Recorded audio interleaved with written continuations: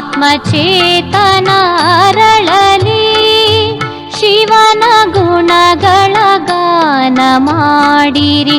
ಆತ್ಮಚೇತನ ಅರಳಲಿ, ಜ್ಞಾನ ಚಕ್ಷು ತೆರೆಯಲಿ, ಜ್ಞಾನ ಚಕ್ಷು ತೆರೆಯಲಿ. ದೊರೆವನು ನಿನಗೆ ಪರಮಾತ್ಮನು, ಶಿವನ ಗುಣಗಳ ಗಾನ ಮಾಡಿರಿ.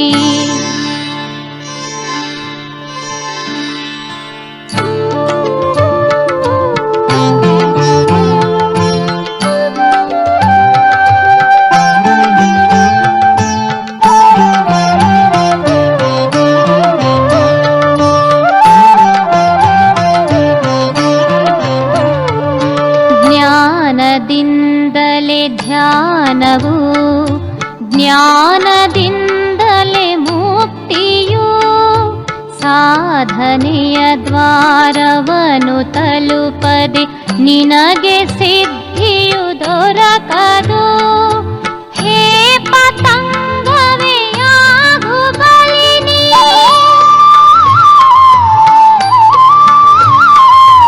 ಹೇ ಪತಂಗವೇ ಆಗು ಬಲಿನಿ. ಕಾಣುತ್ತಿಹ ಶಿವ ಜ್ಯೋತಿಗೆ, ಶಿವನ ಗುಣಗಳ ಗಾನ ಮಾಡಿರಿ.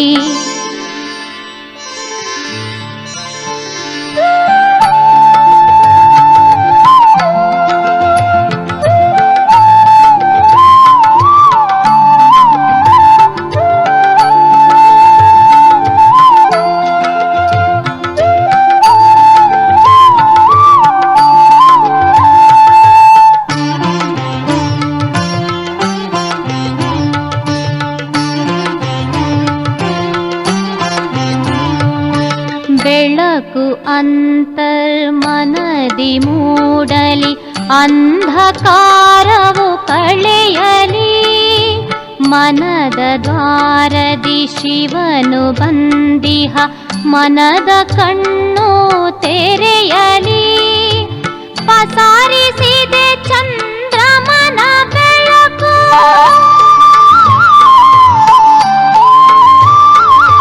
ಪಸರಿಸಿದೆ ಚಂದ್ರಮನ ಬೆಳಕು. ಶಿವನು ಆದನು ಚಂದ್ರಮ, ಶಿವನ ಗುಣಗಳ ಗಾನ ಮಾಡಿರಿ.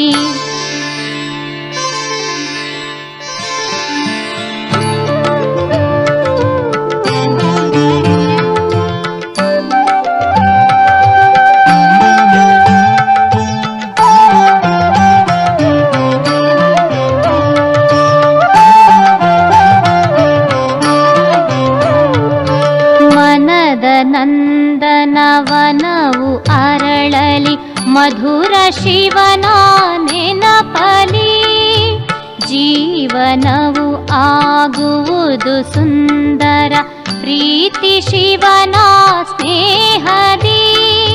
ಶಿವನ ಶಕ್ತಿಯಿಂದ ಬದಲಿಸು, ಶಿವನ ಶಕ್ತಿಯಿಂದ ಬದಲಿಸು. ಭೂಮಿಯಾಯಿ ಗಗನವ, ಶಿವನ ಗುಣಗಳ ಗಾನ ಮಾಡಿರಿ.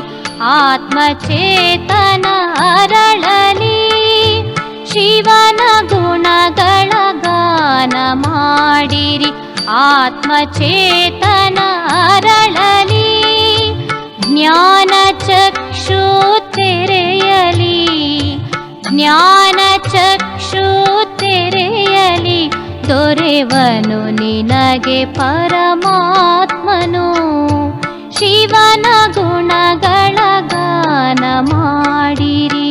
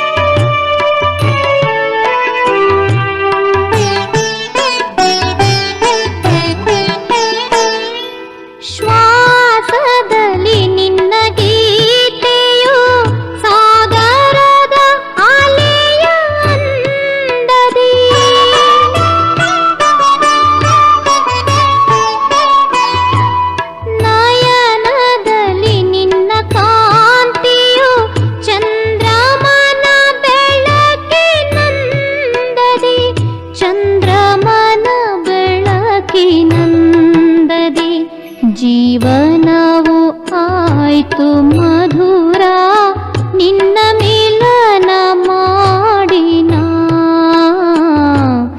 ಸಕಲವನ್ನು ಪಡೆದೆ ನಿನ್ನ ಬಯಸಿ ಬಾಬನ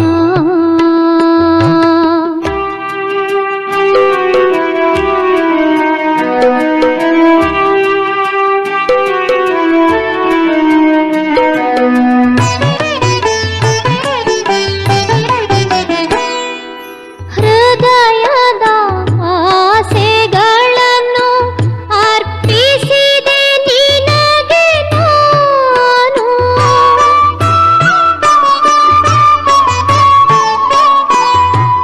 ನಿನ್ನ ಬಳಿಗೆ ಬಂದೆನು ನಾನಾದೆನು ಸಮರ್ಪಿತ ನಾನಾದೆನು ಸಮರ್ಪಿತ ಇನ್ನಾವ ಬಯಕೆ ಇಲ್ಲವು ನಿನ್ನ ಪಡೆದ ಮೇಲೆ ನಾ ಸಕಲವನ್ನು ಪಡೆದೆ ನಿನ್ನ ಬಯಸಿ ಬಾಬನ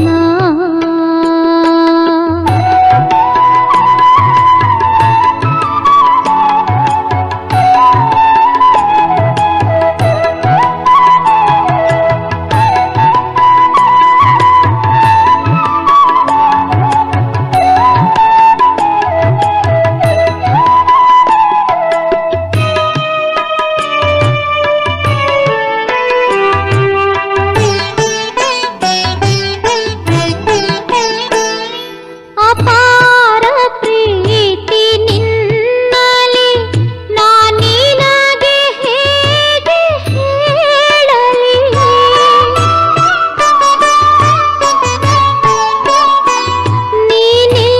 ನೀನಿಲ್ಲದೆಯೇ ಬಾಬಾ ಕ್ಷಣವೂ ನಾ ಬದುಕಲಾರೆನು ಕ್ಷಣವೂ ಬದುಕಲಾರೆನು ಮನದಲ್ಲಿ ಅಪಾರ ಖುಷಿಯು ನಿನ್ನ ಬಳಿಗೆ ಬಂದೆನಾ ಸಕಲವನ್ನು ಪಡೆದೆ ನಿನ್ನ ಬಯಸಿ ಬಾಬನ ಸಕಲವನ್ನು ಪಡೆದೆ ನಿನ್ನ ಬಯಸಿ ಬಾಬನ ಇನ್ನೇನ ನಾನು ಬೇಡಲಿ ಇನ್ನೇನ ನಾನು ಬೇಡಲಿ ನಿನ್ನ ಪಡೆದು ಬಾಬನ ಸಕಲವನ್ನು ಪಡೆದೆ ನಿನ್ನ ಬಯಸಿ ಬಾಬನ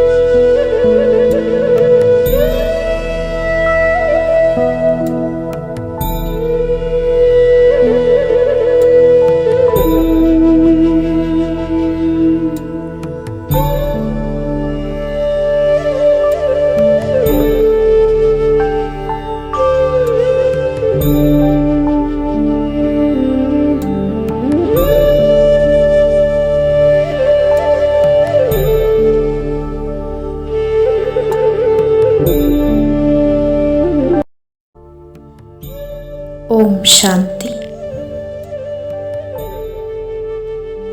ಬಾಪ್ದಾದಾರವರು ನನ್ನ ಸಮ್ಮುಖದಲ್ಲಿದ್ದಾರೆ.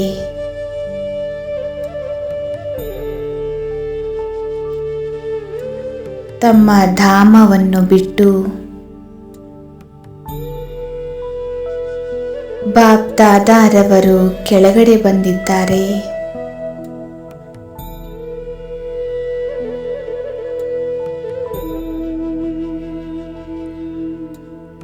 ಇಮರ್ಜ್ ಮಾಡಿಕೊಳ್ಳಿ. ಬಾಪ್ದಾದಾ ನನ್ನ ಸಮ್ಮುಖದಲ್ಲಿ ನಿಂತಿದ್ದಾರೆ.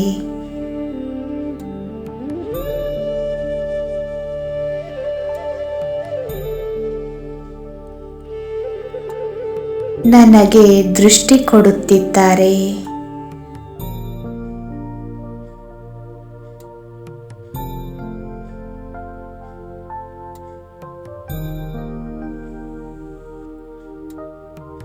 ಬಾಬಾರವರು ತಮ್ಮ ಹಸ್ತವನ್ನು ನನ್ನ ಶಿರದ ಮೇಲಿಟ್ಟಿದ್ದಾರೆ ಮತ್ತು ಹೇಳಿದರು, ಮಗು, ನೀನು ಸಾಧಾರಣ ಅಲ್ಲ.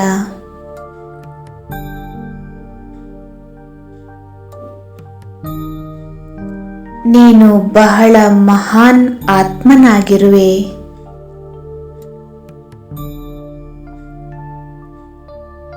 ನಾನು ನಿನ್ನನ್ನು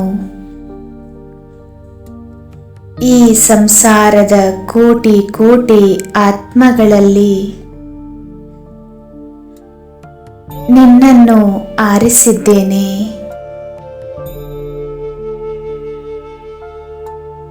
ಮಹಾನ್ ಕಾರ್ಯಕ್ಕಾಗಿ.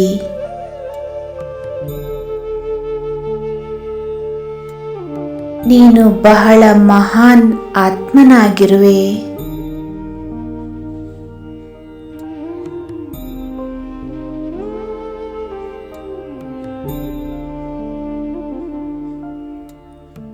ಬಾಬಾರವರು ಹೇಳುತ್ತಿದ್ದಾರೆ, ನಾನು ನಿನ್ನ ಆತ್ಮನಿಗೆ ಎಲ್ಲ ಶಕ್ತಿಗಳನ್ನು ನೀಡಿದ್ದೇನೆ.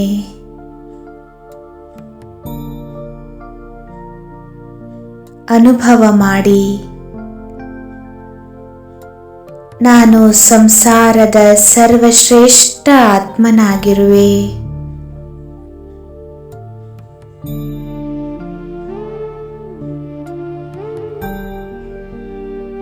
ನಾನು ಮಹಾನ್ ಆತ್ಮನಾಗಿರುವೆ.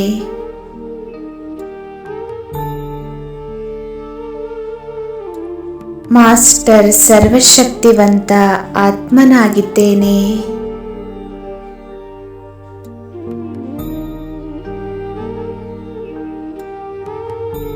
ನನ್ನಂತಹ ಮಹಾನ್ ಆತ್ಮ, ಸರ್ವಶ್ರೇಷ್ಠ ಆತ್ಮ, ಮಾಸ್ಟರ್ ಸರ್ವಶಕ್ತಿವಂತ ಆತ್ಮ ಈ ಪ್ರಪಂಚದಲ್ಲಿ ಮತ್ಯಾರೂ ಇರಲು ಸಾಧ್ಯವಿಲ್ಲ.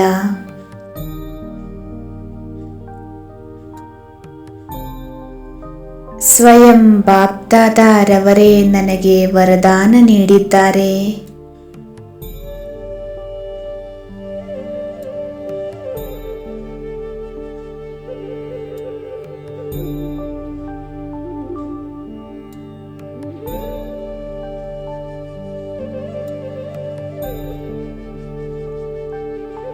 ನಾನು ಎಲ್ಲ ವಿಘ್ನಗಳನ್ನು ವಿನಾಶ ಮಾಡುವಂತಹ ವಿಘ್ನ ವಿನಾಶಕನಾಗಿದ್ದೇನೆ.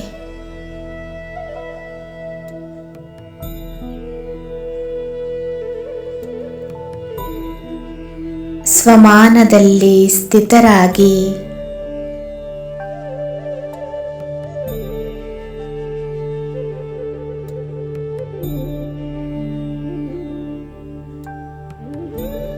ನಾನೊಂದು ವಿಘ್ನ ವಿನಾಶಕ ಆತ್ಮನಾಗಿದ್ದೇನೆ.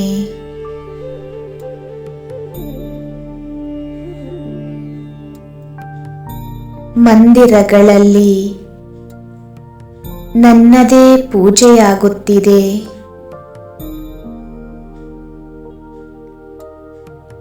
ನಾನು ಇಷ್ಟ ದೇವಿಯಾಗಿದ್ದೇನೆ.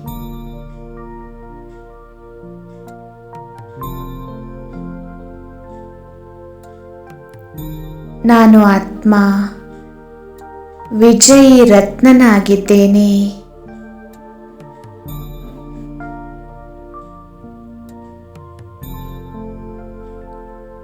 ನಾನು ವಿಜಯಮಾಲೆಯ ಮಣಿಯಾಗಿದ್ದೇನೆ.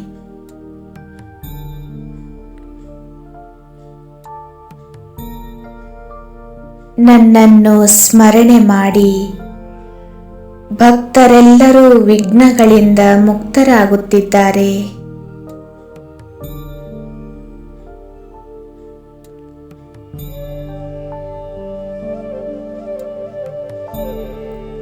ನಾನು ಸಂಪೂರ್ಣ ಪ್ರಕೃತಿಯ ಮಾಲೀಕನಾಗಿದ್ದೇನೆ.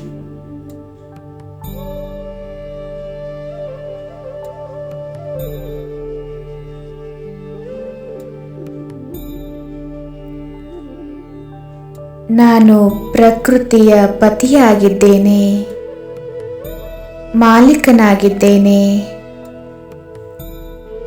ನನ್ನ ಪವಿತ್ರತೆಯು ಈ ಪ್ರಕೃತಿಗಾಗಿ ವರದಾನವಾಗುತ್ತಿದೆ,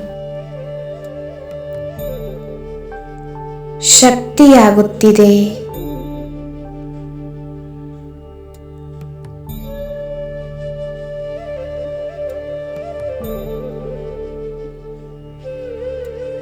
ನಾನು ಪವಿತ್ರತೆಯ ದೇವಿಯಾಗಿದ್ದೇನೆ.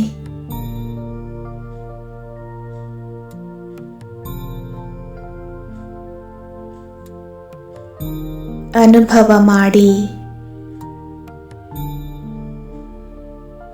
ನಾನಾತ್ಮ ಜ್ಯೋತಿ ಪವಿತ್ರತೆಯ ಸೂರ್ಯನಾಗಿದ್ದೇನೆ.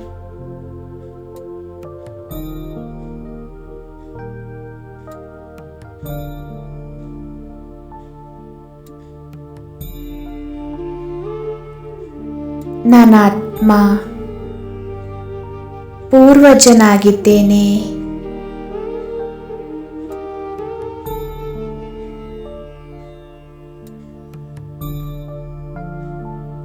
ಎಂತೆಂತಹ ಸರ್ವಶ್ರೇಷ್ಠ ಸ್ವಮಾನವನ್ನು ಬಾಬಾರವರು ನನಗೆ ವರದಾನದಲ್ಲಿ ನೀಡಿದ್ದಾರೆ.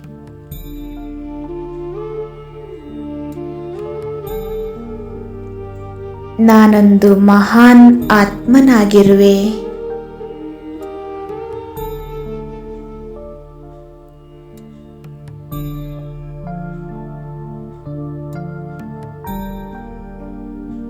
ನಾನು ಫರಿಷ್ಠೆಯಾಗಿರುವೆ. ಅನುಭವ ಮಾಡಿ. ನಾನು ಪ್ರಕಾಶಮಾನವಾಗಿ ಹೊಳೆಯುವಂತಹ ಜ್ಯೋತಿ.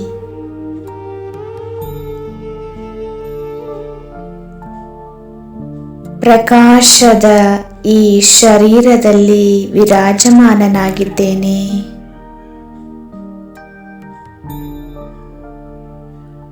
ನಾನು ಫರಿಷ್ಠೆಯಾಗಿದ್ದೇನೆ.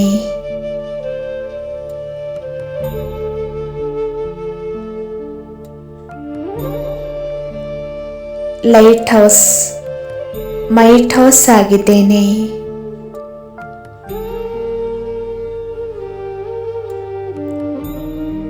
ನಾನು ಫರಿಷ್ಠೆಯಿಂದ ಅಂಗ ಅಂಗದಿಂದ ನಾಲ್ಕು ಕಡೆಗೆ ಪ್ರಕಾಶದ ಕಿರಣಗಳು ಹರಡುತ್ತಿವೆ.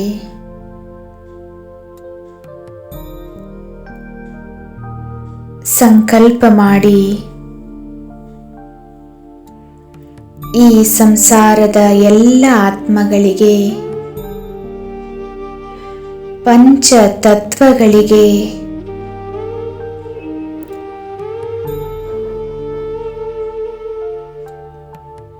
ಪ್ರಕಾಶದ ಶಕ್ತಿಶಾಲಿ ಕಿರಣಗಳು ಹರಡುತ್ತಿವೆ.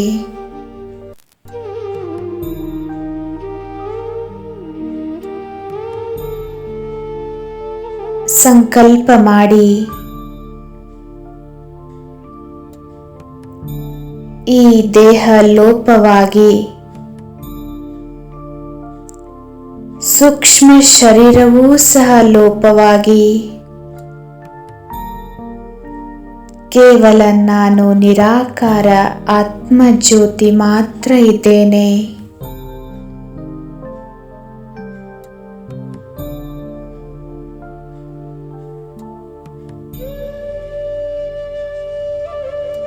ಪ್ರಕಾಶಮಾನವಾಗಿ ಹೊಳೆಯುವಂತಹ ಮಣಿಯಾಗಿದ್ದೇನೆ.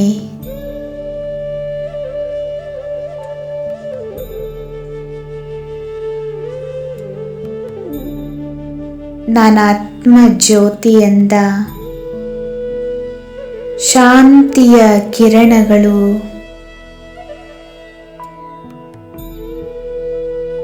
ನಾಲ್ಕು ಕಡೆಗೆ ಹರಡುತ್ತಿವೆ.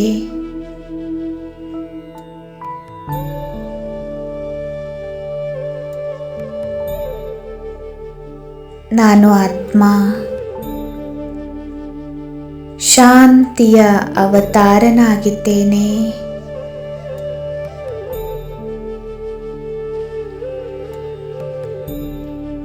ಶಾಂತಿಯ ಪುಂಜನಾಗಿದ್ದೇನೆ.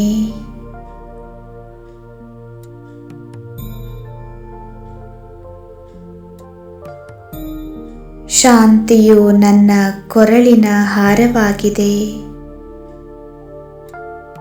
ನಾನಾತ್ಮನ ಸ್ವಧರ್ಮವೇ ಶಾಂತಿಯಾಗಿದೆ.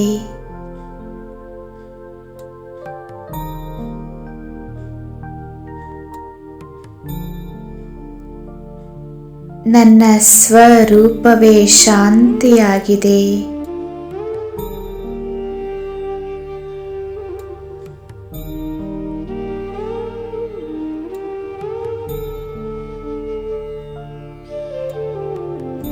ನನ್ನ ನಾಲ್ಕು ಕಡೆಗೆ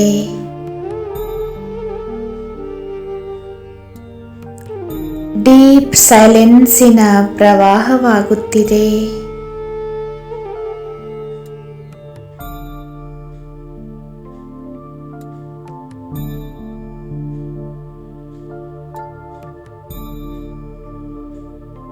ಎಲ್ಲ ಆತ್ಮಗಳಿಗೆ,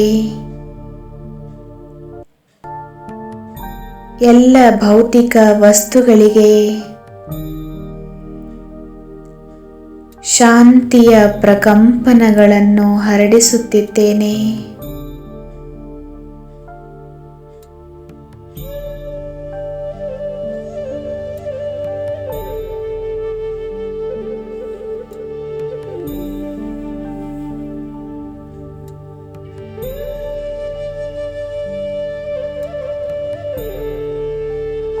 ನಾನಾತ್ಮ ಜ್ಯೋತಿ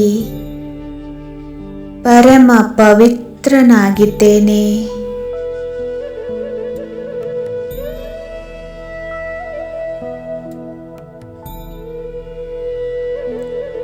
ನನ್ನಿಂದ ನಾಲ್ಕು ಕಡೆಗೆ ಪವಿತ್ರತೆಯ ತರಂಗಗಳು ಹರಡುತ್ತಿವೆ.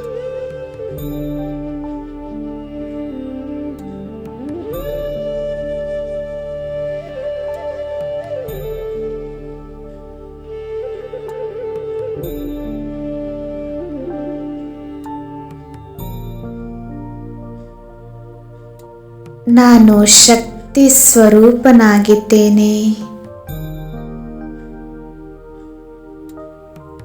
ಮಾಸ್ಟರ್ ಸರ್ವಶಕ್ತಿವಂತನಾಗಿದ್ದೇನೆ.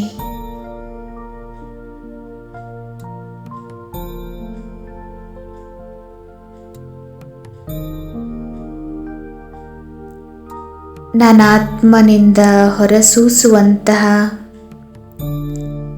ಶಕ್ತಿಶಾಲಿ ಕಿರಣಗಳು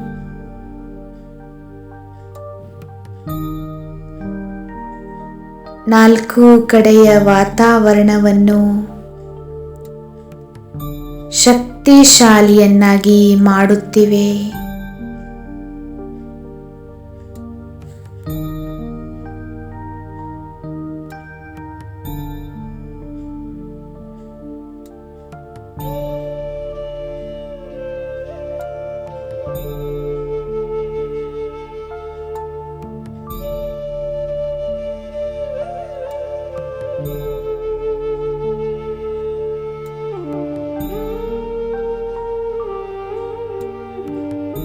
ನಾನಾತ್ಮನ ಸೂಕ್ಷ್ಮ ಸ್ವರೂಪ.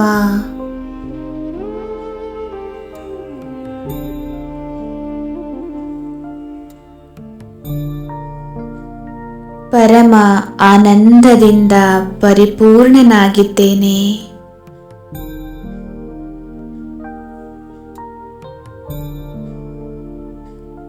ಇಲ್ಲಿಂದ ನಾನಾತ್ಮ ಜ್ಯೋತಿ ನನ್ನ ಮನೆಗೆ ಪರಮಧಾಮದ ಕಡೆಗೆ ಹೋಗುತ್ತಿದ್ದೇನೆ.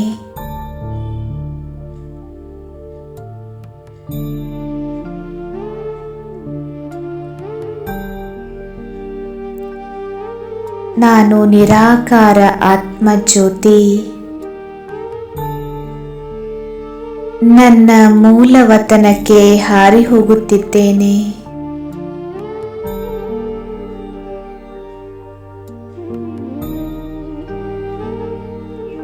ಶಾಂತಿಧಾಮದಲ್ಲಿ ನಾಲ್ಕು ಕಡೆಗೆ ಅಪಾರವಾದಂತಹ ಶಾಂತಿ.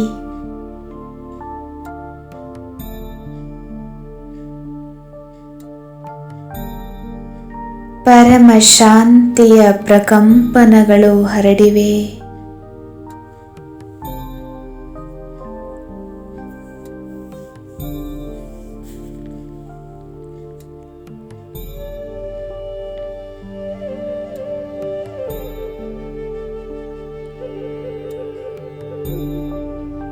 ಬ್ರಹ್ಮಾಂಡದ ತುಂಬೆಲ್ಲ ಶಾಂತಿಯ ಸಾಗರವಿದ್ದಂತೆ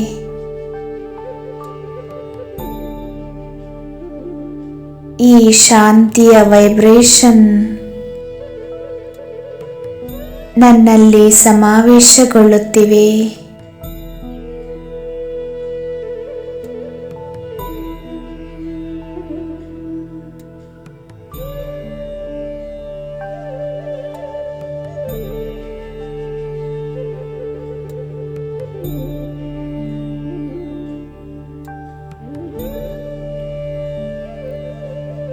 ನನ್ನ ಸಮ್ಮುಖದಲ್ಲಿ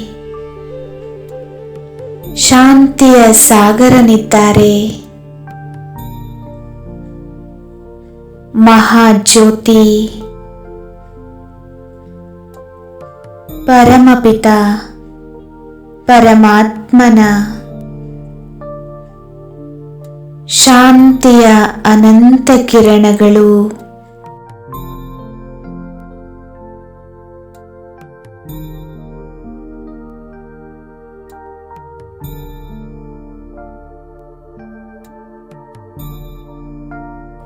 ಇಡೀ ಬ್ರಹ್ಮಲೋಕದ ತುಂಬೆಲ್ಲ ಹರಡುತ್ತಿವೆ.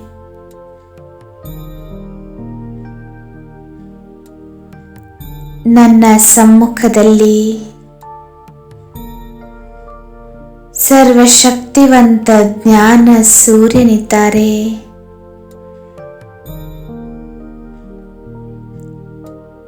ನನಗೆ ಕೇವಲ ಶಿವ ತಂದೆ ಮಾತ್ರವೇ ಕಾಣಿಸುತ್ತಿದ್ದಾರೆ.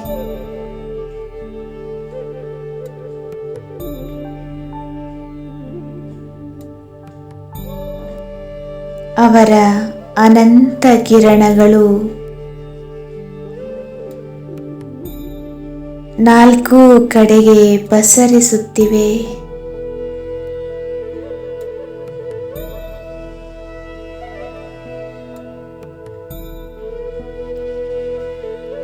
ಇಡೀ ಬ್ರಹ್ಮಾಂಡವೆಲ್ಲ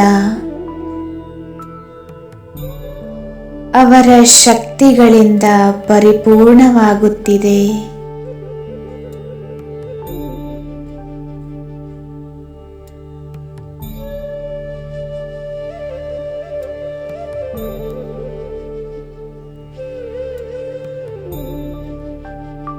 ಕೇವಲ ಬಾಬಾ ಮಾತ್ರ ನನ್ನ ಸಮ್ಮುಖದಲ್ಲಿ.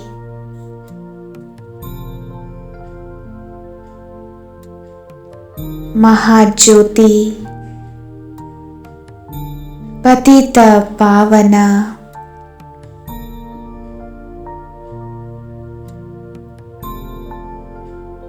ಪರಮ ಪವಿತ್ರ,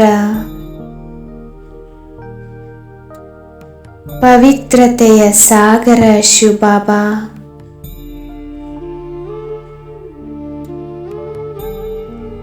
ಸುಖದ ದಾತ,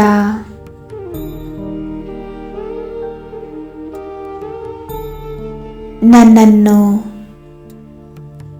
ಎಲ್ಲ ಖಜಾನೆಗಳಿಂದ ಪರಿಪೂರ್ಣ ಮಾಡುತ್ತಿದ್ದಾರೆ.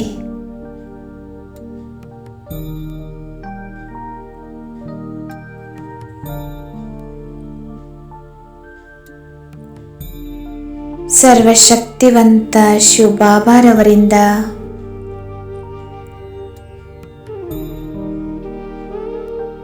ಎಲ್ಲ ಖಜಾನೆಗಳಿಂದ, ಶಕ್ತಿಗಳಿಂದ, ಗುಣಗಳಿಂದ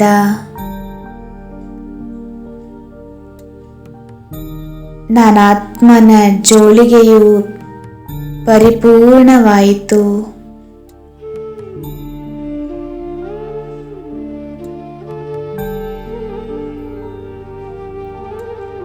ಇಲ್ಲಿಂದ ನಾನಾತ್ಮ ಜ್ಯೋತಿ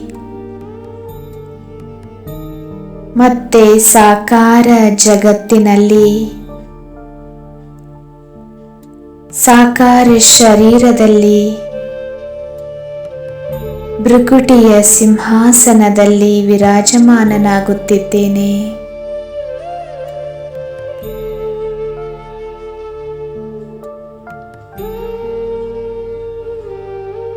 ನಾನು ಮಾಸ್ಟರ್ ಸರ್ವಶಕ್ತಿವಂತ ಆತ್ಮ. ನನ್ನ ಅಂಗ ಅಂಗಗಳಿಂದಲೂ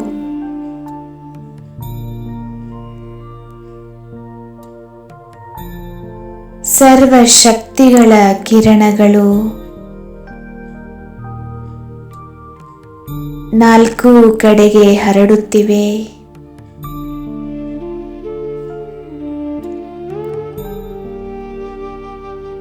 ಪರಮಧಾಮದಿಂದ ಶಕ್ತಿಯ ಕಿರಣಗಳು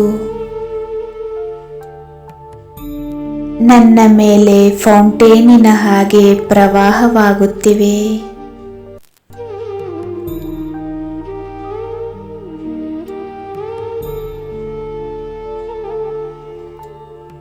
ಬಾಬಾ ಪವಿತ್ರತೆಯ ಸಾಗರ, ಅವರ ಪವಿತ್ರ ಕಿರಣಗಳು ನನ್ನಲ್ಲಿ ಸಮಾವೇಶಗೊಂಡು ನಾಲ್ಕು ಕಡೆಗೆ ಪಸರಿಸುತ್ತಿವೆ.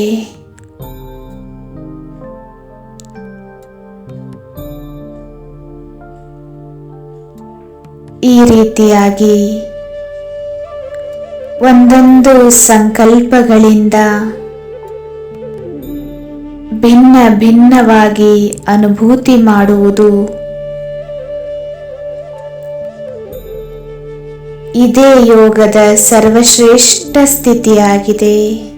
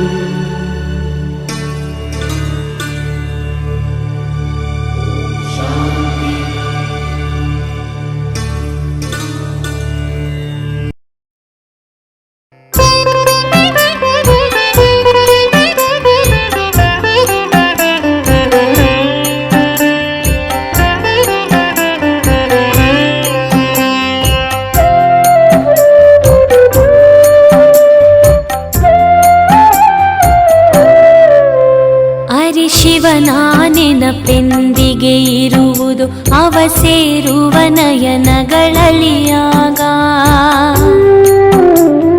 ನಾವು ಧನ್ಯರು ಅಂದೇ ಆಗುವೆವು ಇಂಥ ಪ್ರಿಯ ಜೀವನವಾದಾಗ.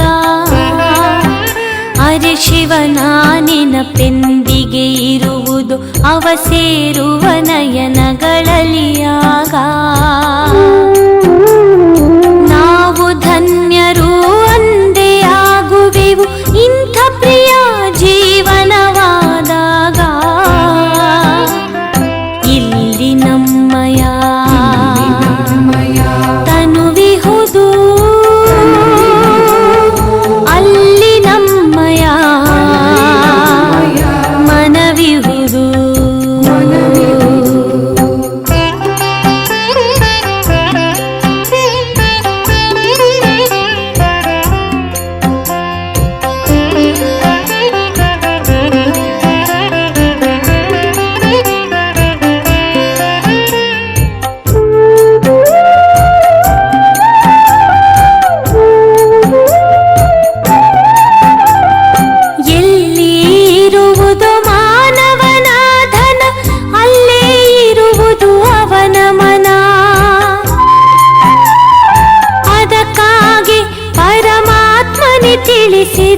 ನನ್ನಲ್ಲಿ ತೊಡಗಿಸಿ ನಿಮ್ಮ ಮನ.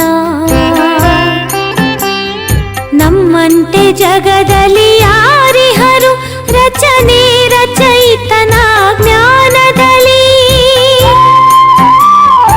ಆದರೆ ನಮಗೆ ಎಂದೆಂದು ಬರದಿರಲಿ ಇದರಭಿಮಾನ. ಇಲ್ಲಿ ನಮ್ಮಯ ತನುವಿಹುದು, ಅಲ್ಲಿ ನಮ್ಮಯ ಮನವಿಹುದು.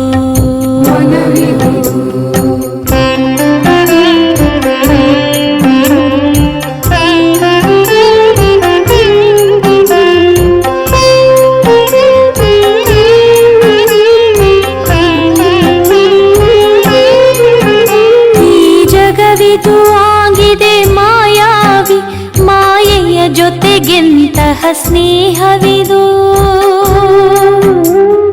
ನಮಗಂತೂ ಎರಡೇ ತಾಣಗಳು, ವೈಕುಂಠವು ಲೋಕ ನಿರಾಕಾರಿ.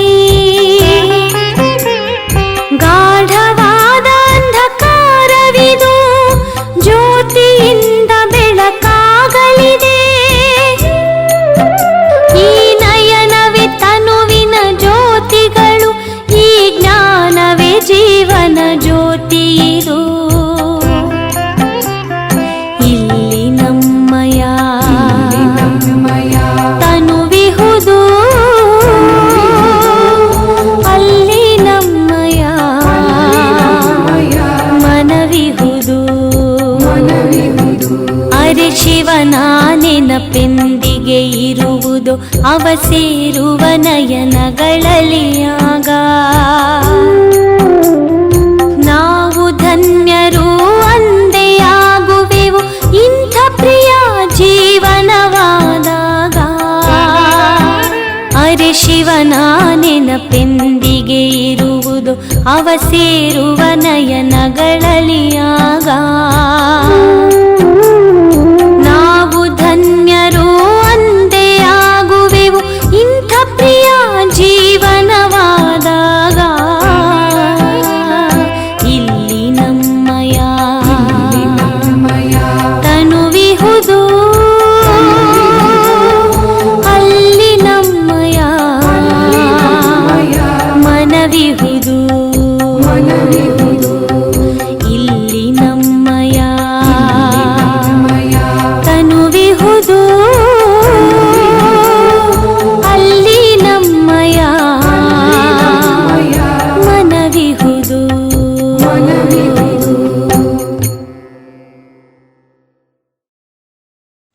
ಓಂ ಶಾಂತಿ.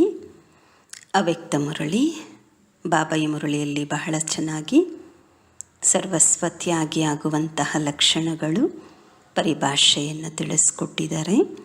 ಯಾವ ಯಾವ ವಿಷಯದಲ್ಲಿ ನಾವು ತ್ಯಾಗಿ ಆಗಬೇಕು, ಯಾವ ಯಾವ ವಿಷಯದಲ್ಲಿ ತೀವ್ರವಾಗಿ ಮುಂದುವರಿಬೇಕು. ಬಹಳ ಪವರ್ಫುಲ್ ಪಾಯಿಂಟ್ಸನ್ನು ಬಾಬಾ ಕೊಟ್ಟಿದ್ದಾರೆ. ಮುರಳಿಯ ದಿನಾಂಕ 17/4/69. ವಿಷಯ ಬ್ರಾಹ್ಮಣೋं का मुख्य संस्कार सर्वस्व त्यागी. ब्राह्मणರ मुख्य संस्कार सर्वस्व त्यागी.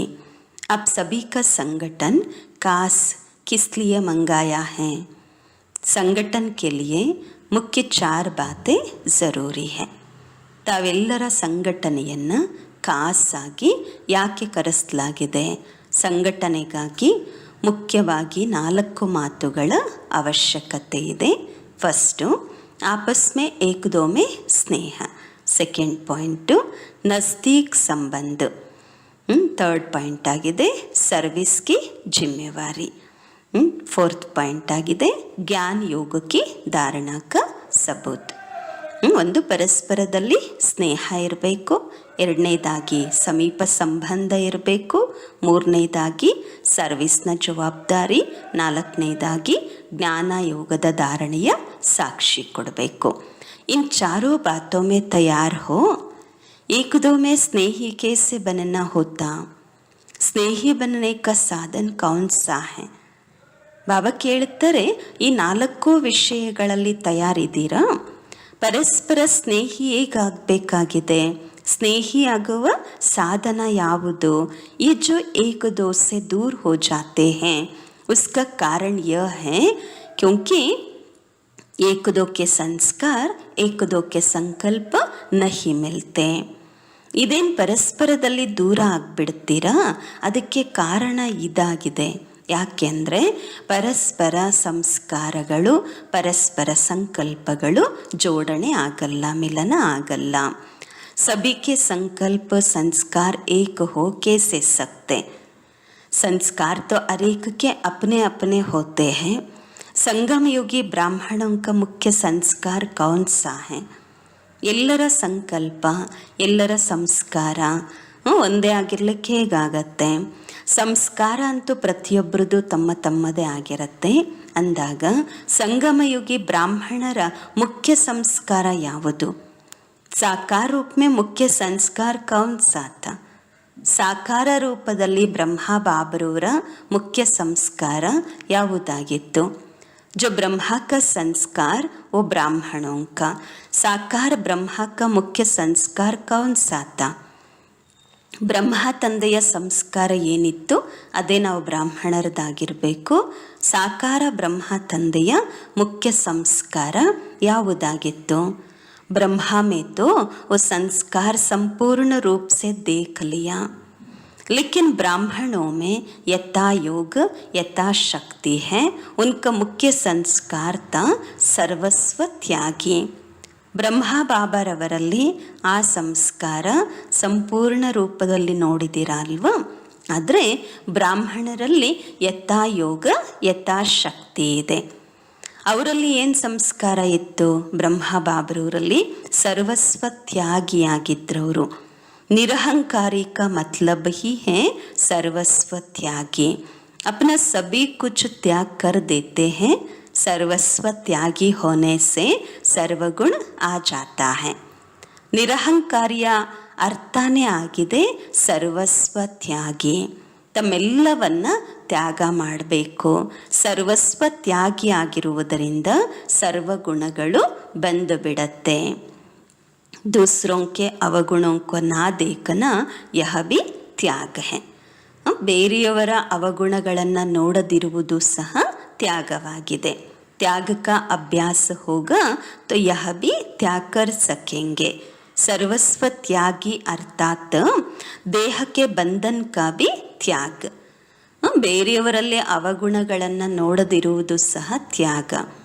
ಮತ್ತು ತ್ಯಾಗ ಮಾಡುವ ಅಭ್ಯಾಸ ಇತ್ತು ಅಂದರೆ ಈ ತ್ಯಾಗವನ್ನು ಮಾಡಬಹುದು.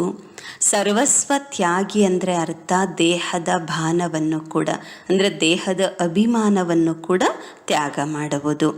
ब्राह्मणों का मुख्य संस्कार है सर्वस्व त्यागी.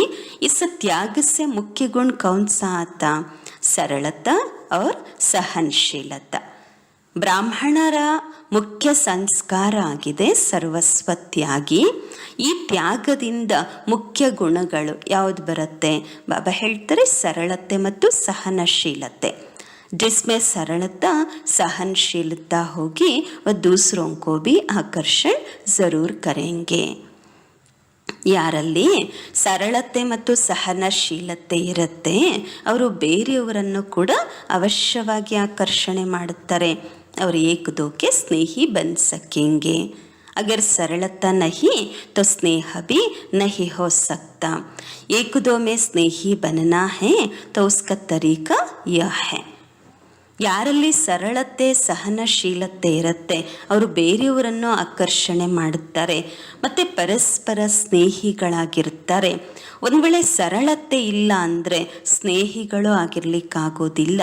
ಪರಸ್ಪರದಲ್ಲಿ ಸ್ನೇಹಿಗಳಾಗಿರಬೇಕು ಅಂತ ಅಂದರೆ ಅದರ ವಿಧಾನ ಇದಾಗಿದೆ. ಏಕತೋ ಸರ್ವಸ್ವ ತ್ಯಾಗಿ ದೇಹ ಸಹಿತ. इस सर्वस्व त्यागी से सरलता सहनशीलता आपे ही आएगी. ಪರಸ್ಪರದಲ್ಲಿ ಸ್ನೇಹಿಗಳಾಗಬೇಕು ಅಂದರೆ ಮೊದಲು ಸರ್ವಸ್ವ ತ್ಯಾಗ ಮೊದಲು ದೇಹ ಸಹಿತವಾಗಿ ಆಗಬೇಕು. ಈ ಸರ್ವಸ್ವ ತ್ಯಾಗಿಯಿಂದ ಸರಳತೆ ಸಹನಶೀಲತೆ ಸ್ವತಃವಾಗಿ ಬರುತ್ತೆ. सर्वस्व त्यागी की ये निशानी होगी सरलता और सहनशीलता. साकार रूप में भी देखा ना, जितना ही नॉलेजफुल उतना ही सरल स्वभाव. जिसको कहते हैं बचपन के संस्कार. बुजुर्ग के बुजुर्ग बचपन का बचपन. ಸರ್ವಸ್ವ ತ್ಯಾಗಿಯ ಗುರುತಾಗಿದೆ ಸರಳತೆ ಮತ್ತು ಸಹನಶೀಲತೆ. ಸಾಕಾರ ರೂಪದಲ್ಲಿಯೂ ಕೂಡ ನೋಡಿದ್ದೀರಾ ಅಲ್ವಾ? ಎಷ್ಟೆಷ್ಟು ನಾಲೆಜ್ಫುಲ್ ಇದ್ದರು ಬಾಬಾ ಅಷ್ಟು ಸರಳ ಸ್ವಭಾವದವರಾಗಿದ್ದರು. ಇದಕ್ಕೆ ಹೇಳಲಾಗತ್ತೆ ಬಾಲ್ಯತನದ ಸಂಸ್ಕಾರ. ಮುದುಕರಿಗೆ ಮುದುಕರಾಗಿದ್ದರು, ಮಕ್ಕಳಿಗೆ ಮಕ್ಕಳಾಗಿದ್ದರು ಬಾಬಾ. आप सभी की चलन ऐसा हो जो आपके चलन से बाप और दादा का चित्र देखने में आए. ನಿಮ್ಮೆಲ್ಲರ ಚಲನೆ ಈ ರೀತಿ ಇರಬೇಕು. ಹೇಗೆ ಅಂತ ಹೇಳಿದ್ರೆ ತಂದೆ ಮತ್ತು ಬ್ರಹ್ಮ ಬಾಬಾ, ಶಿವ ಬಾಬಾ ಮತ್ತು ಬ್ರಹ್ಮ ಬಾಬಾ ಇಬ್ಬರ ಚಿತ್ರ ಕಾಣಿಸ್ಬೇಕು. बोलने से नहीं चलन से चित्र देखने में आएगा.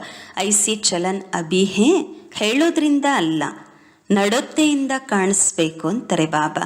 ಈ ರೀತಿ ನಡತೆ ಈಗ ಇದೆಯಾ? ನಮ್ಮ ನಡತೆಯಿಂದ ಬಾಪ್ ದಾದಾ ಕಾಣುವ ಹಾಗೆ आपके चलन से बाप दादा का चित्र देखने में आता है. देखने में तो आता है लेकिन कभी कभी ನಿಮ್ಮ ನಡತೆಯಿಂದ ಬಾಪ್ ದಾದರವರ ಚಿತ್ರ ಕಾಣಿಸುತ್ತಾ?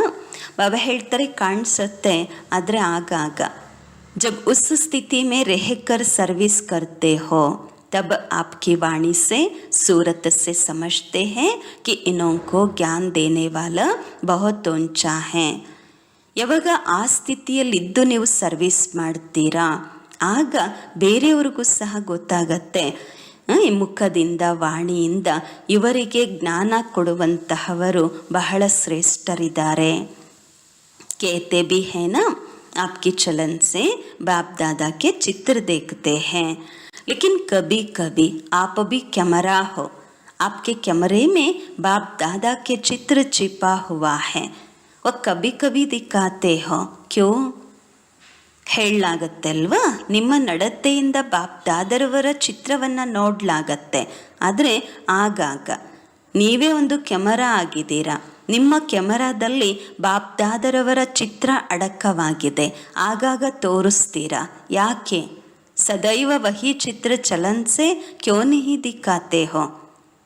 ಸದಾ ಅದೇ ಚಿತ್ರವನ್ನು ನಿಮ್ಮ ನಡತೆಯಿಂದ ಯಾಕೆ ತೋರಿಸೋದಿಲ್ಲ? ಪುರುಷಾರ್ಥ. ಕೆಲವರೆಲ್ಲ ಹೇಳಿದ್ರು ಬಾಬಾ ಪುರುಷಾರ್ಥ ಮಾಡ್ತಿದ್ದೀವಿ ಅಂದ್ಬಿಟ್ಟು. ये पुरुषार्थ शब्द कहाँ तक चलना है? कितना समय अभी पुरुषार्थ करना है? क्या अंत तक ऐसे ही कहते रहेंगे कि हम पुरुषार्थी हैं? ಈ ಪುರುಷಾರ್ಥ ಎಂಬ ಶಬ್ದವು ಕೂಡ ಎಲ್ಲಿವರೆಗೂ ನಡೆಯುತ್ತೆ? ಎಷ್ಟು ಸಮಯ ಈಗ ಪುರುಷಾರ್ಥ ಮಾಡಬೇಕು? ಏನು ಅಂತಿಮದವರೆಗೆ ಇದೇ ಹೇಳುತ್ತಾ ಇರ್ತೀರಾ ನಾವಿನ್ನು ಪುರುಷಾರ್ಥಿಗಳಿದ್ದೀವಿ ಅಂದ್ಬಿಟ್ಟು? ಜೈಸೆ ಅಭಿ ಕಹ ರಹಿ ಹೋ ಐಸೆ ಹಿ ಅಂತ ತಕ್ ಕಹೆಂಗೆ. ಹೇಗೆ ಈಗ ಹೇಳುತ್ತಾ ಇದ್ದೀರಾ ಅಲ್ವಾ, ಹಾಗೆ ಅಂತಿಮದವರೆಗೂ ಹೇಳ್ತೀರಾ. पुरुषार्थ शब्द भी अभी चेंज होना है. भले पुरुषार्थी तो अंत तक रहेंगे, लेकिन वो पुरुषार्थ ऐसा नहीं होगा जैसे अभी कहते हो.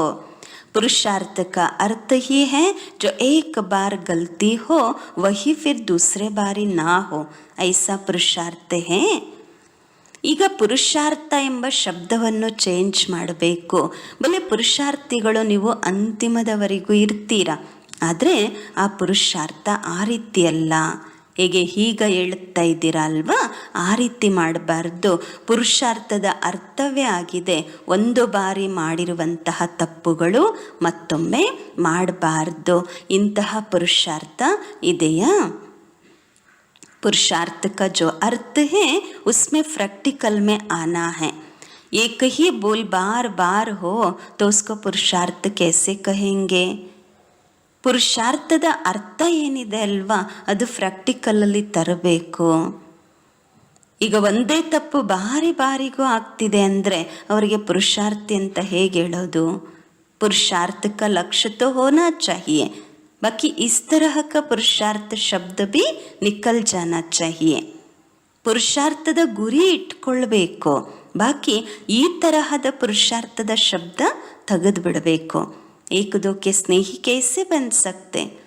पत्र व्यवहार करना, संगठन करना सिर्फ इससे नहीं बनेंगे. ಪರಸ್ಪರ ಸ್ನೇಹಿಗಳು ಹೇಗಾಗಲಿಕ್ಕೆ ಸಾಧ್ಯ?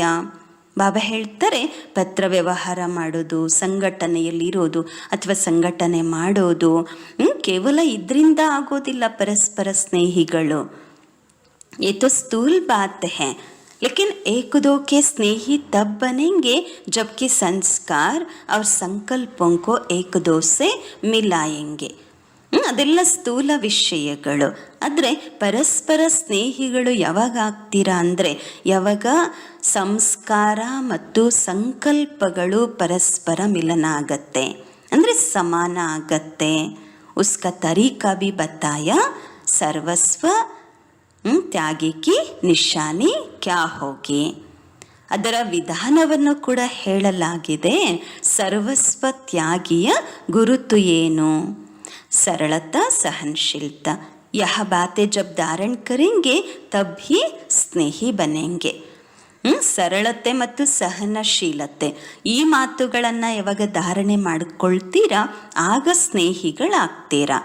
सरलता लाने के लिए सिर्फ एक बात ज़रूर वर्तमान समय ध्यान में रखना. ಸರಳತೆ ತರಲಿಕ್ಕೋಸ್ಕರ ಜೀವನದಲ್ಲಿ ಸರಳತೆಯನ್ನು ಪ್ರಾಕ್ಟಿಕಲಲ್ಲಿ ತರಲಿಕ್ಕಾಗಿ ಕೇವಲ ಒಂದು ಮಾತು ಅವಶ್ಯವಾಗಿ ವರ್ತಮಾನ ಸಮಯಕ್ಕೆ ಅನುಗುಣವಾಗಿ ಗಮನದಲ್ಲಿಟ್ಕೊಳ್ಬೇಕು. ವರ್ತಮಾನ ಸಮಯ देखा जाता, आजकल की स्थिति जो है वो कुछ स्थिति के आधार पर है. ವರ್ತಮಾನ ಸಮಯವನ್ನು ನೋಡಲಾಗ್ತಾ ಇದೆ. ಈ ಕಾಲದ ಸ್ಥಿತಿ ಏನಿದೆ ಅದು ಸ್ವಲ್ಪ ಸ್ತುತಿಗೆ ಆಧಾರ ಪರ್ ಹೇ, ಸ್ತುತಿಯ ಆಧಾರದ ಮೇಲೆ, ಮಹಿಮೆಯ ಆಧಾರದ ಮೇಲೆ ಸ್ಥಿತಿ ಇದೆ ಅಂತಾರೆ ಬಾಬಾ.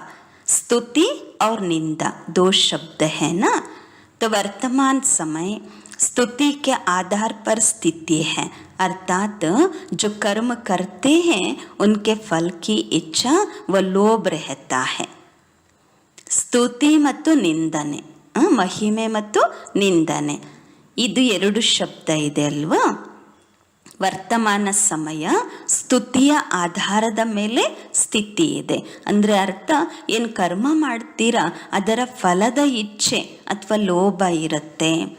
ಕರ್ತವ್ಯಕ್ಕೆ ಫಲ ಕಿ ಇಚ್ಛಾ ज़्यादा रखते हैं. स्तुति नहीं मिलती तो स्थिति भी नहीं रहती, स्तुति होती है तो स्थिति भी रहती है. ಕರ್ತವ್ಯದ ಫಲದ ಇಚ್ಛೆ ಜಾಸ್ತಿ ಇಟ್ಕೊಂಡ್ಬಿಡ್ತೀರ ಅಂದರೆ ಏನು ಮಾಡಿದ್ರು ಇದರಿಂದ ನಮಗೆ ಮಹಿಮೆ ಸಿಗಬೇಕು ಅಥವಾ ಫಲ ಸಿಗಬೇಕು ಅನ್ನುವ ಇಚ್ಛೆ ಜಾಸ್ತಿ ಇರುತ್ತೆ. ಒಂದು ವೇಳೆ ಮಹಿಮೆ ಸಿಗಲಿಲ್ಲ ಅಂತಂದರೆ ಸ್ಥಿತಿಯೂ ಕೂಡ ಇರೋದಿಲ್ಲ. ಸ್ತುತಿ ಆಯಿತು, ಮಹಿಮೆ ಆಗ್ತಿದೆ ಅಂತಂದರೆ ಸ್ಥಿತಿಯೂ ಕೂಡ ಚೆನ್ನಾಗೇ ಇರುತ್ತೆ ಅಂತಾರೆ ಬಾಬರವರು. ಅಗರ್ ನಿಂದಾ ಹೋತಿ ಹೇ ತೋ ನಿಧನ್ ಕೆ ಬನ್ ಜಾತೆ, अपने स्टेज को छोड़ देते और धनी को भी भूल जाते. ಆದರೆ ಆ ರೀತಿ ಇರಬಾರ್ದು ಅಲ್ವಾ. ಮಹಿಮೆ ಆಯಿತು ಅಂದರೆ ಸ್ಥಿತಿ ಚೆನ್ನಾಗಿರುತ್ತೆ, ಇಲ್ಲ ಅಂದರೆ ಇಲ್ಲ. ಅದನ್ನು ಬಾಬಾ ಪಡೋದಿಲ್ಲ. ಒಂದು ವೇಳೆ ನಿಂದನೆ ಆಯಿತು ಅಂತ ಅಂದರೆ ನಿರ್ದಣಿಕರಾಗಿಬಿಡ್ತಾರೆ ಅಂತಾರೆ ಬಾಬರವ್ರು. ಅಂದರೆ ದಣಿ ಮಾಲೀಕನನ್ನೇ ಮರ್ತೋಗ್ಬಿಡ್ತಾರೆ, ಬಾಬರವರನ್ನೇ ಮರ್ತೋಗ್ಬಿಡ್ತಾರೆ, ತಮ್ಮ ಸ್ಥಿತಿಯನ್ನು ಬಿಟ್ಟು ಬಿಡುತ್ತಾರೆ. ತೋ ಯ ಕಭಿ ನಹಿ ಸೋಚ್ನಾ ಕಿ ಹಮಾರಿ ಸ್ತುತಿ ಹೋ. ಎಂದಿಗೂ ಈ ರೀತಿ ಯೋಚನೆ ಮಾಡಬೇಡಿ, ನಮ್ಮ ಸ್ತುತಿ ಆಗಬೇಕು, ಮಹಿಮೆ ಆಗಬೇಕು ಅಂತ ಹೇಳಿ. ಸ್ತುತಿಗೆ ಆಧಾರ ಪರ್ ಸ್ಥಿತಿ ನಹಿ ರಖನಾ. ಸ್ತುತಿಯ ಆಧಾರದ ಮೇಲೆ ತಮ್ಮ ಸ್ಥಿತಿಯನ್ನು ಇಟ್ಕೋಬೇಡಿ. ಸ್ತುತಿಗೆ ಆಧಾರ ಪರ್ ಸ್ಥಿತಿ ರಖಿ ತೋ ಡಗಮಗ ಹೋತೆ रहेंगे. जो अनन्य है उनका प्रभाव दिन प्रतिदिन आप ही निकलेगा. ಬಾಬಾ ಹೇಳ್ತಾರೆ, ಸ್ತುತಿಯ ಆಧಾರದ ಮೇಲೆ ಸ್ಥಿತಿ ತಯಾರು ಮಾಡ್ಕೊಂಡಿದ್ದೀರಾ ಅಂದರೆ ಏರುಪೇರಾಗ್ಬಿಡ್ತೀರಾ, ಸ್ಥಿತಿಯಲ್ಲಿ ವ್ಯತ್ಯಾಸ ಆಗಿಬಿಡತ್ತೆ. ಯಾರು ಅನನ್ಯ ಮಕ್ಕಳಿದಾರಲ್ವ ಅವರ ಪ್ರಭಾವ ದಿನ ಪ್ರತಿದಿನ ಹೆಚ್ಚುತ್ತಾ ಹೋಗುತ್ತೆ. ಲೇಕಿನ್ ಪ್ರಭಾವ ಮೇ ಖುದ್ ಹಿ ಪ್ರಭಾವಿತ ನಹಿ ಹೋನಾ. ಆದರೆ ಪ್ರಭಾವದಲ್ಲಿ ಸ್ವಯಂವೇ ಪ್ರಭಾವಿತರಾಗಬಾರ್ದು.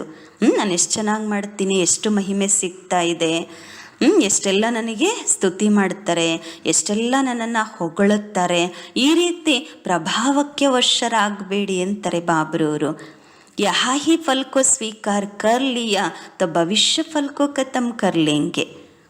ಒಂದು ವೇಳೆ ಇಲ್ಲೇ ಮಹಿಮೆಯನ್ನು ಸ್ವೀಕಾರ ಮಾಡಿಬಿಟ್ರಿ, ಇಲ್ಲೇ ಫಲವನ್ನು ತಿಂದುಬಿಟ್ರಿ ಅಂತ ಅಂದರೆ ಬಾಬಾ ಹೇಳ್ತಾರೆ ಭವಿಷ್ಯ ಫಲವನ್ನು ಖತಮ್ ಮಾಡ್ಕೊಳ್ತೀರಾ, ಕಳ್ಕೊಳ್ತೀರಾ, ಸಮಾಪ್ತಿ ಮಾಡ್ಕೊಳ್ತೀರಾ.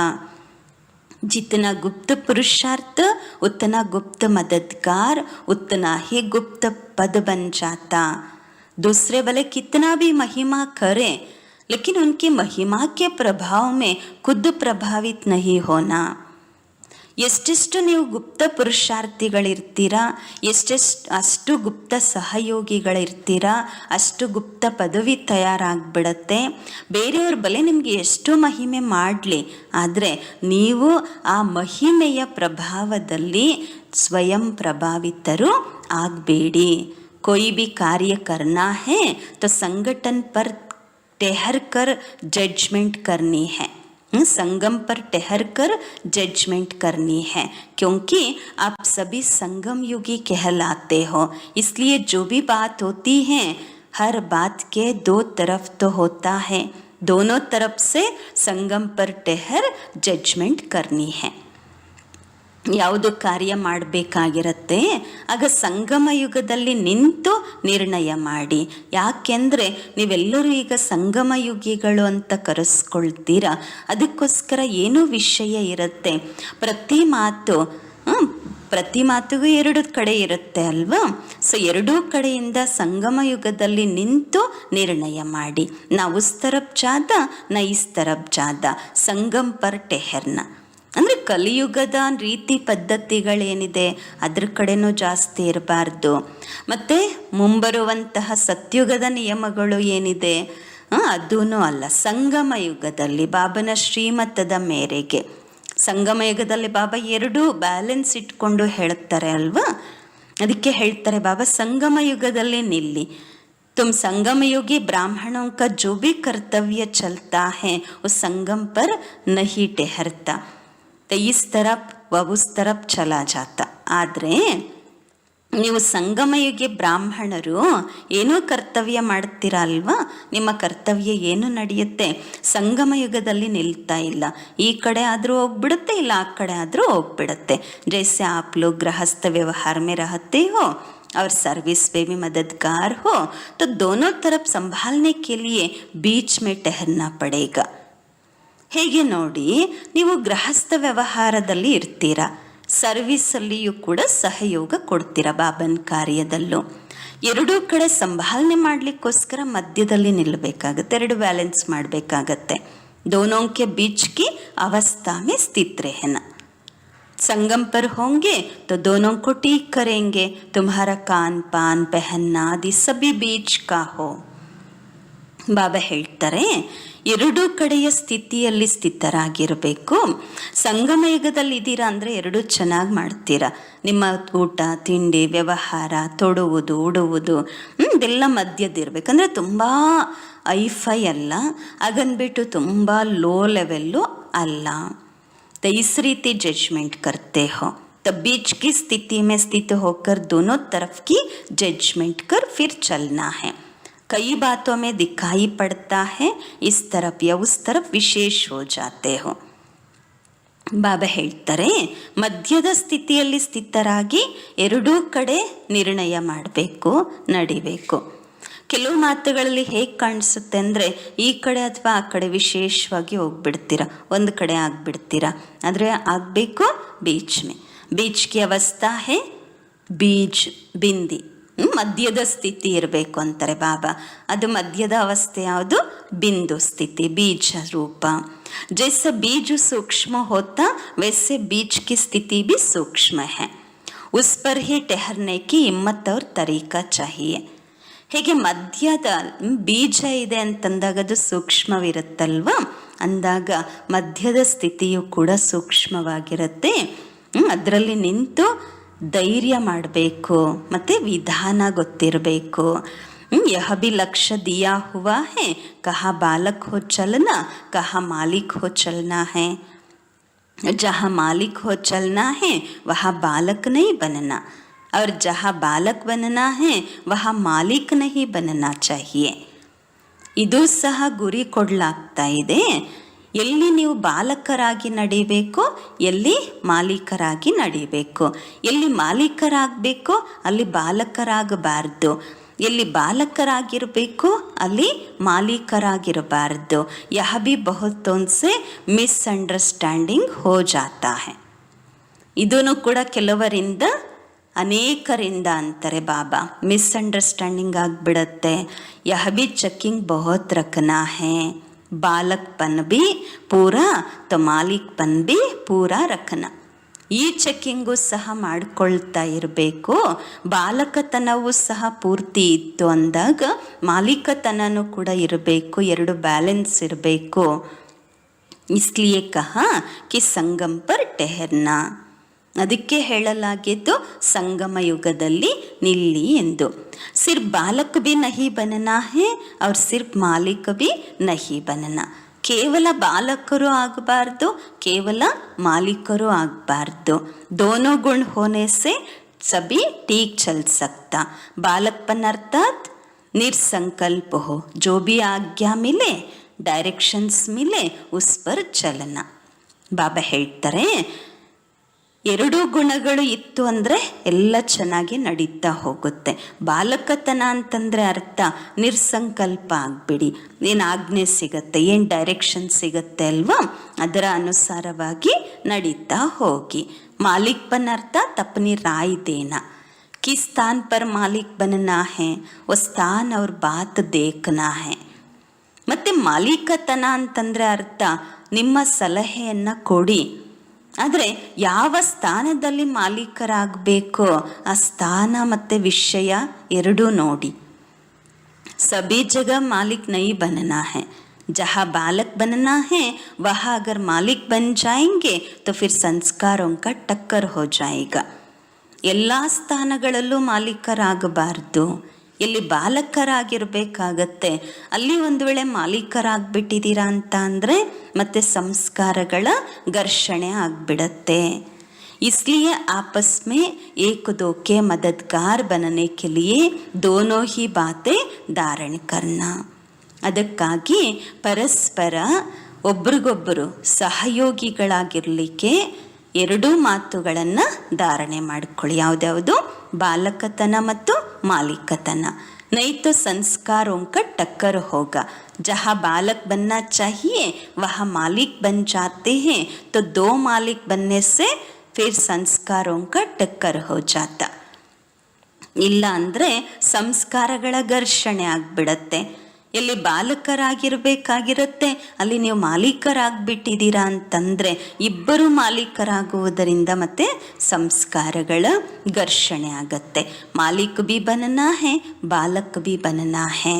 राय दी मालिक बने, फिर जब फाइनल होता है तो बालक बन जाना चाहिए। किस समय बालक किस समय मालिक बनना है, यह भी बुद्धि की ಜಡ್ಜ್ಮೆಂಟ್ चाहिए। ಮಾಲೀಕರು ಆಗಿರಬೇಕು, ಬಾಲಕರು ಆಗಿರಬೇಕು। ಈಗ ಸಲಹೆ ಕೊಟ್ಟರೆ ಮಾಲೀಕರಾಗಿ, ಮತ್ತೆ ಯಾವಾಗ ಫೈನಲ್ ಆಗತ್ತೆ ಆಗ ಬಾಲಕರಾಗಬೇಡಿ। ಯಾವ ಸಮಯದಲ್ಲಿ ಬಾಲಕರು ಯಾವ ಸಮಯದಲ್ಲಿ ಮಾಲೀಕರಾಗಬೇಕು ಇದನ್ನು ಸಹ ಬುದ್ಧಿಯಿಂದ ನಿರ್ಣಯ ಮಾಡಬೇಕು। किस समय कौन सा स्वरूप धारण करना है वह भी विचार करना। ಯಾವ ಸಮಯದಲ್ಲಿ ಯಾವ ಸ್ವರೂಪವನ್ನು ಧಾರಣೆ ಮಾಡಬೇಕು ಅದನ್ನು ಕೂಡ ವಿಚಾರ ಮಾಡಬೇಕು। ಬಹುರೂಪಿ बनना है ना, सदैव एक रूप नहीं, जैसे समय वैसा रूप। उल्टे रूप से बहुरूपी नहीं बनना है, सुल्टा रूप से बनना है।